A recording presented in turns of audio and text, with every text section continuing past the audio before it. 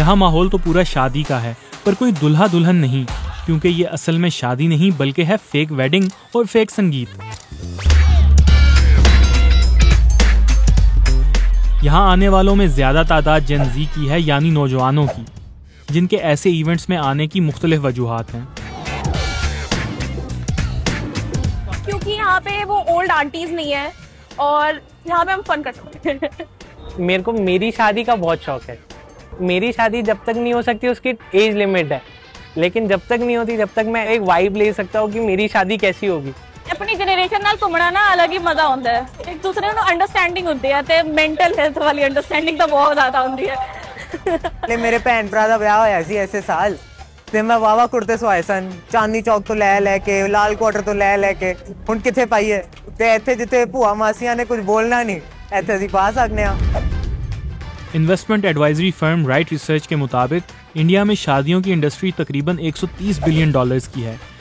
इतनी बड़ी इंडस्ट्री से जुड़ा ट्रेंड काफ़ी लोगों को अपनी तरफ खींच रहा है। और यहाँ सिर्फ जेन ज़ी ही नहीं बल्कि ऐसे लोग भी आते हैं जिनके शादी के शौक अधूरे रह गए हों। स्टार्ट तो जेन ज़ी से होता है सोशल मीडिया पे ट्रेंड, पर ये trend has reached a point जहाँ पर इतना सरप्राइज था मैं जब लास्ट इवेंट में एक कोविड कपल आया हमारे पास जिनकी कोविड में शादी हुई थी, कहने के लिए कि यार मैं अपने दोस्तों को पार्टी नहीं दे पाया था तो मैं यहाँ लेके आया हूँ सबको 30-40 बंदों को और मैं ये पार्टी देना चाहता हूँ।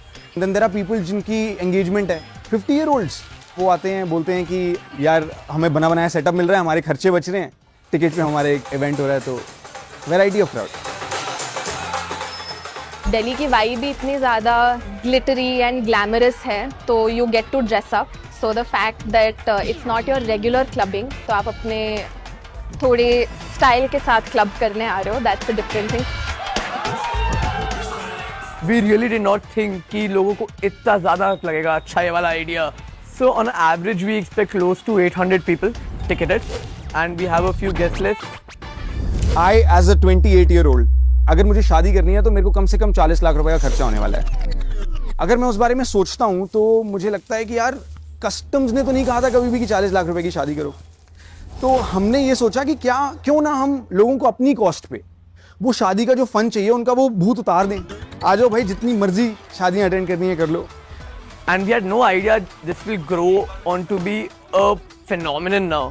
Every event company in India and outside India now doing it.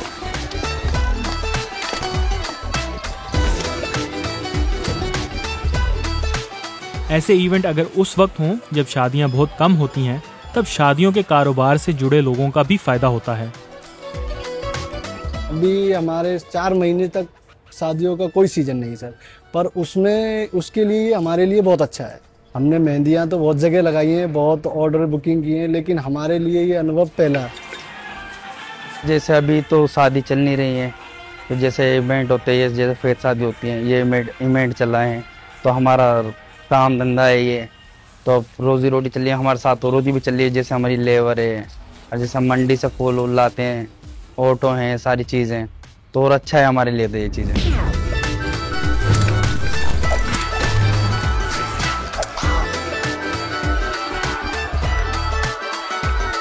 In are mundane life जब ऐसे कॉर्पोरेट लाइफ से मजदूरी करके आते हैं तो I don't mind getting into a suit और अ लहंगा और a sari and coming here to dance.